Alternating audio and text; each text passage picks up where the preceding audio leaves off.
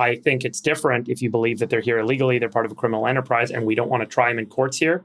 Then we should ship them back to a port of departure somewhere else in another country. Maybe it's back to Venezuela and let their courts try them. But I will talk a little bit about this El Salvador motivation. As you guys know, the El Salvador prison that they set up for putting the gang members in had a radical impact on living standards in the country. In 2015, the homicide rate per capita in El Salvador was 103 people per 100,000.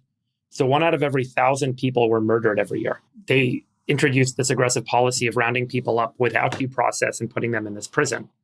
And through that action, they were able to reduce the homicide rate per capita below 2 per 100,000, which is what it was last year, 1.9.